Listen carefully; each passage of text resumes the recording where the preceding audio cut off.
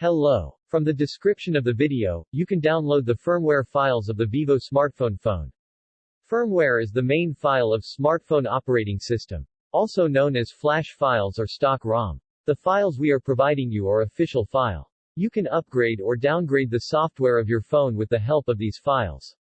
And if your phone is dead, so by installing these files on your phone you can repair the dead software of your mobile phone. With the help of this firmware you can get rid of problems like IMEI problem or unknown baseband of your smartphone. This video contains the files of Qualcomm Vivo smartphone. By the way, we will flash this phone with the help of Qualcomm flash tools.